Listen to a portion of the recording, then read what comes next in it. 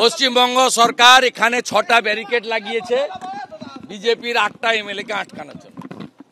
6টা barricade, 1000 police, 8 জন IPS. Doctor Yunus যাদের উপর ভর করে এসব করছেন তারা যা, আর মমতা ব্যানার্জি এখানে যাদেরকে লালিত পালিত করে রেখেছেন তারা একই।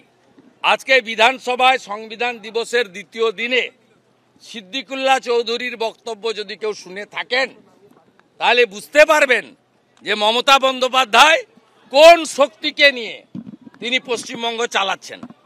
এই শক্তি কখনো সনাতনীদের উপর আক্রমণ, হিন্দুদের উপর আক্রমণ, নমশূদ্র মতুয়া রাজবংশীদের জনজাতিদের উপর আক্রমণ প্রোটেকশন দেবে না। প্রোটেকশন যদি কেউ দিতে পারেন তিনি হিন্দু হৃদয় সম্রাট নরেন্দ্র দামোদর দাস মোদী দিতে পারেন। এই প্রশাসককে বলতে চাই, নুন আপনার আছে, আয়োডিনটা ভারতের। আমি শুধু একটা উদাহরণ দিলাম। আমি এখান থেকে দাবি করছি ভিসা 100% স্টপ করুন। আমরা প্রয়োজন হলে একদিন অপেক্ষা করে ভিসা দপ্তরেও যাব, এখানে ভিসা সেন্টারে।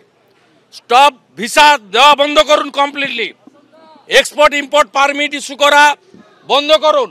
বাকিটা আমরা বর্ডারে করব সোমবার থেকে। বলে দিলাম, চিন্ময় কৃষ্ণ প্রভুকে নিঃশর্ত মুক্তি, হিন্দুদের উপর আক্রমণ, মন্দির ভাঙা বন্ধ করুন।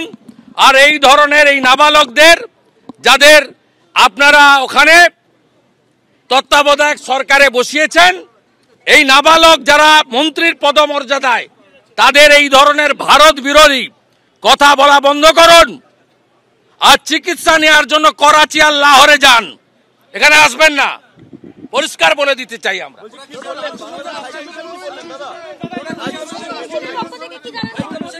উনি উনাদের দিল্লির দূতাবাসে রাষ্ট্রদূতকে জানাবেন প্রোটোকল মেনে। আমরা কালকে মেল পাঠিয়েছিলাম, সেই মেল উনারা এক্সটার্নাল অ্যাফেয়ার্স মিনিস্ট্রি ঢাকা বাংলাদেশের অনুমোদন নিয়ে আমাদের অ্যালাউ করেছেন 1+7। ঠিক একইভাবে আমাদের যে অ্যাগ্রিভনেস উনারা রেকর্ড করেছেন, আমাদের বক্তব্য রেকর্ড করেছেন, আমাদের সাজেশন নিয়েছেন এবং উনারা একই প্রোটোকলের ভিত্তিতে উনারা উনাদের দেশের সরকারকে উনারা জানাবেন। এর বাইরে ডেপুটি হাই কমিশনারের করারও কিছু নেই। উনি কমপ্লিটলি জানাবেন। জানালে যেভাবে আমাদের অ্যালাউ করেছেন নিশ্চয়ই ওনারা আমাদের কথা শুনতে চান। ডক্টর মোহাম্মদ ইউনূস তার আত্মীয়তা এখানে আমাদের বর্ধমানে আছে, নিশ্চিতভাবে তার অনুমোদন ছিল।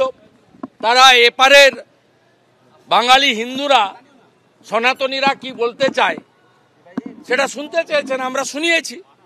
আমরা আমাদের কাজ করব। বঙ্গীয় হিন্দু জাগরণ মঞ্চ কালকে বেলা 2টোয় শিয়ালদা স্টেশনে জমায়েত করেছে। তারা আসবে বাংলাদেশ ডেপুটি হাই কমিশন অভিযানে।